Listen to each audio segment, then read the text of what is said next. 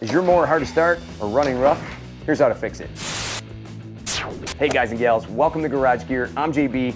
This Honda GCV160 engine is on lots of different mowers. So if you have a Craftsman, Troy-Bilt, Toro, or any other brand mower with this engine on it, these instructions may just help you out. Now our very first step is going to be taking our fuel shutoff valve and turning it to off. Now I'm going to go out on a limb here and say that the main reason that this mower and your mower perhaps isn't running right is because there was fuel left in the tank and it went bad. That being said, it's a good idea to drain that bad fuel out and then replace it with new fuel when we're done. Now let's pop our air filter cover off and see what we got. Oh yeah, there we go. That's a dirty air filter. And you could clean this with some compressed air and blow it all out, or just simply replace it with a new one. A dirty air filter like this definitely makes it harder for your engine to breathe. I'll have a cheap bolt pack of these air filters linked down below in the description. Now let's pop this bracket off. We got two 10mm bolts right here. Let's get them out of the way.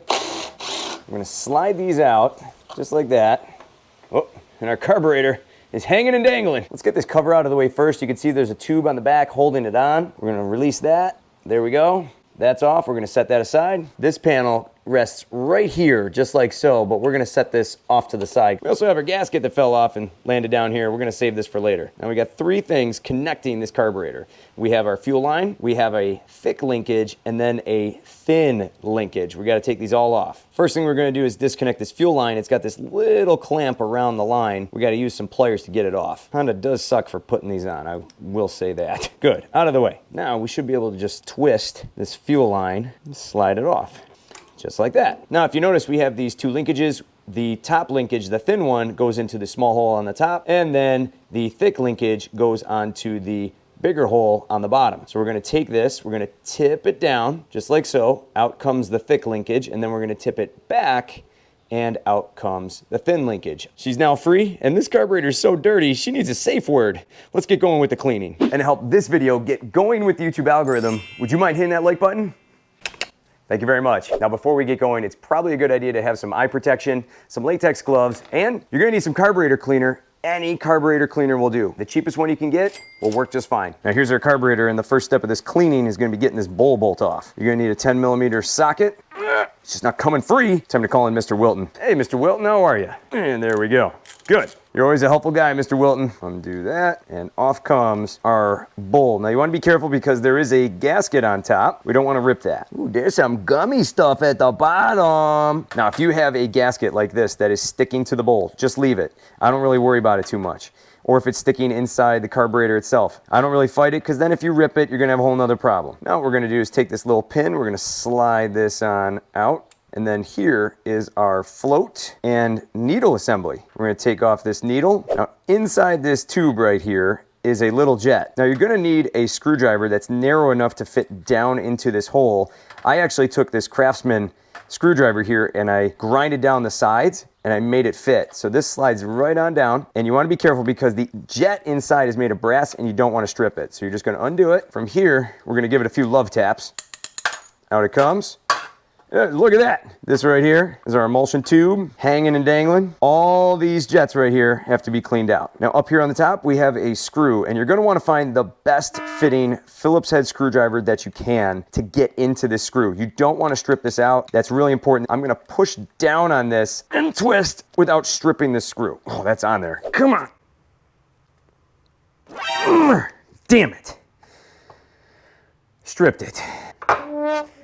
This screw is notorious for being stripped. Doesn't happen all the time, but it definitely happens. So be careful. You want to use a good fitting screwdriver, which I did, but that screw is just in there. Not to worry, got a plan. Worst case scenario, we're just gonna flood it with carburetor cleaner, and we'll probably still be good to go. So what do I have here? Well, I have my trusty Dremel. I have a metal cutting blade up on the top, and what I'm gonna try to do is carve a simple slot in there, and that way maybe I can use a flathead screwdriver to get it out. Let's see how we do.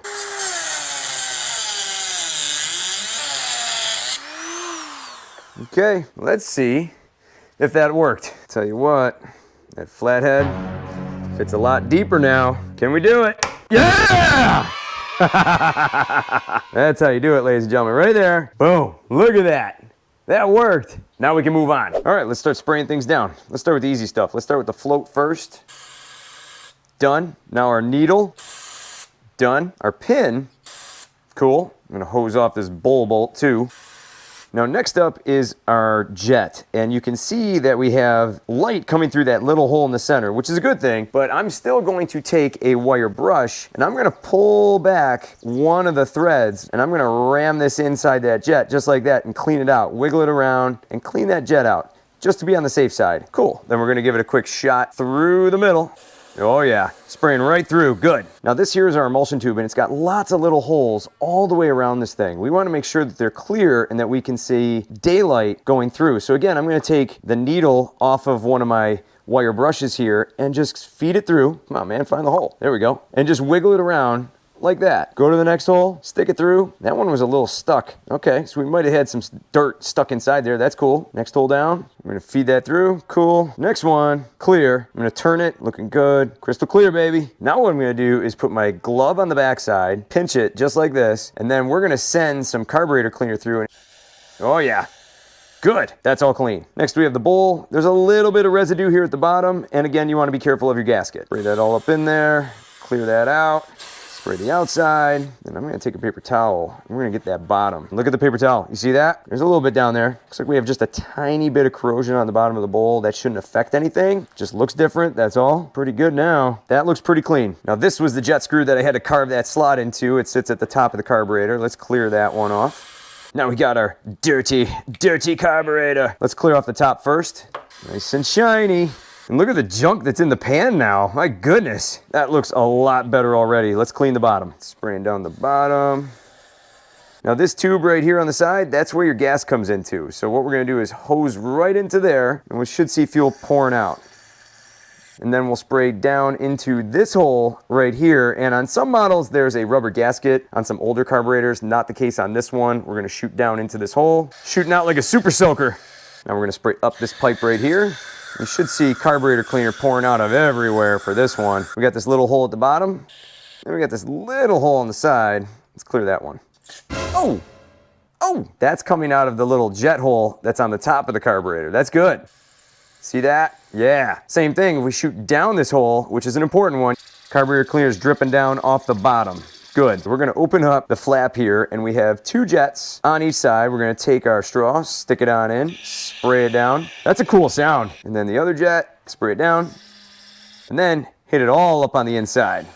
Same thing on the other side. We're gonna close the flap first, spray that down. There was a little dirt on that, and that's clear. Open it up, spray inside.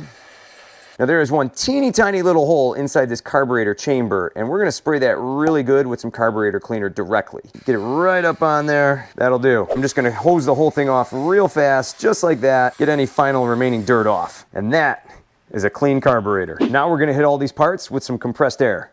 If you don't have compressed air to blow out all the crevices on your carburetor, what you can do is just take all the carburetor parts, stick them outside in the hot sun for a couple of hours, and you'll be good to go. First, we're gonna hit the carburetor block itself. I'm gonna spray up the fuel line right here, and watch this. Yeah, clear there. Clean out the whole underside. Up the tube. Now we're gonna spray in this little hole here at the bottom. From here, we're gonna open up our butterfly, hit these two holes on the sides. Good, good. All inside, flip it over, same thing. And we'll spray some air down this jet at the top. Good. Now we're gonna take our bowl, hold onto your gasket, don't let that go flying away. Take your float, take your jet, hold this tight, do not let go of it. Take your emulsion tube, hold that. Ah! Oh no! Got it. Safe and sound. One more time. Then even the needle, hold on to that. Bowl bolt and pin. Now the easy part, we're just gonna start putting everything back together. We're gonna take our pita screw, you know what I mean, and I'm gonna put that back in the top. There's always one screw or bolt that messes with your weekend, and this one was it. Snug it down, that will do. Then from there, I'm gonna take my emulsion tube, and if you notice, there's a long end and then a short end. The long end goes in first, right down the tube, and then we're gonna take our jet and screw that in. Again, with our custom Craftsman screwdriver here. Snug is good, you don't need to over tighten it, you don't wanna strip it, that'll do. Then from here we have our float, and then we have our needle, and we're gonna drop that into this slot right here. And then I'm gonna carefully drop the needle into this hole, just like that. Then to hold that all in place, we're gonna take this pin, stick that through, and just like that, we have a working float. Now take your bowl and gasket, slide that on, and then take your bowl bolt, twist that baby in, snug it down. That carburetor is now ready to go back on the mower. Now I'm also going to take a quick second and clean off these panels that hold our air filters on. This will help everything breathe better, like I said earlier. Let's just give them a quick hose down. Then I got this gasket right here, and you can already see stuff's coming off in the pan. Let's spray this down.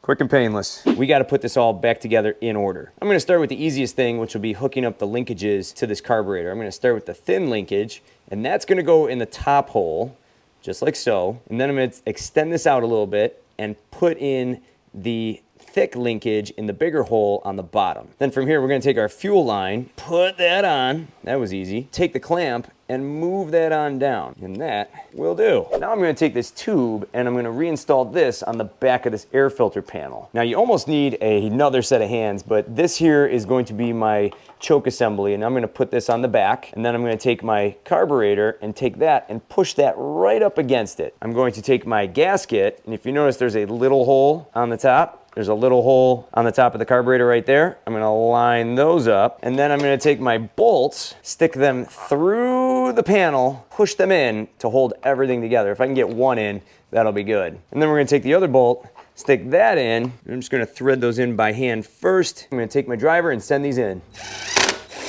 Now this air filter is still salvageable. I could clean it out with an air compressor, but I'm gonna pop in this brand new one. It's not a true Honda one, but you know what? It fits. I'm gonna take this new air filter, stick it in, pop on my cover on the bottom, throw it into place, and we're good to go. Coming back to the side of the engine, be sure to turn on your fuel at your fuel shutoff valve. Pouring some ethanol-free gas. All right, that carburetor is now cleaner than a Roomba on Red Bull, so if you're ready, I'm ready, let's go fire it up. Let's fire it up and see how she does. First pull, baby. That runs nice and smooth now. Bada bing, bada boom. Now here's a few other tips and tricks to help you out with this procedure. Instead of draining the fuel out and you know that it's fresh and it could be reused, what you could simply do is take that fuel, pour it into a clean container, and then reuse it later. If you choose to dispose of the old gas, make sure to do so properly. Some auto mechanic shops will take it, or you could just be like me and the Garage Geezer and make a mega bonfire. Tools. If you notice, I did all of this with some fairly basic tools. Other than the Dremel that I had to bust out in order to carve a new slot for a flathead screwdriver, there wasn't really anything fancy here other than a narrowed down screwdriver. Now, if you don't have the tools, or you're not up to the task of cleaning a carburetor like this, you could go ahead and buy a new carburetor.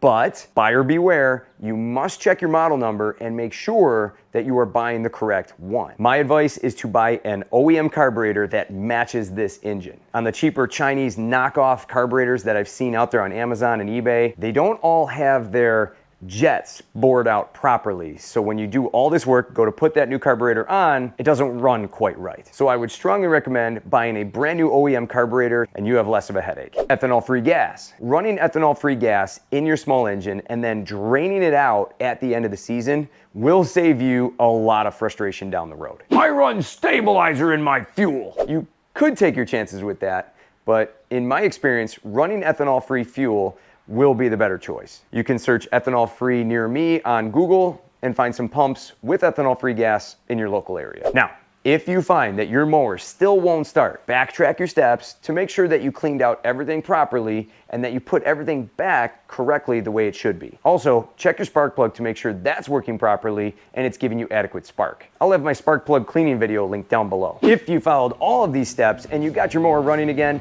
please let me know down below in the comments. For more cool garage gear content, click or tap the screen right here. Thanks so much for watching, and I'll see you in the garage.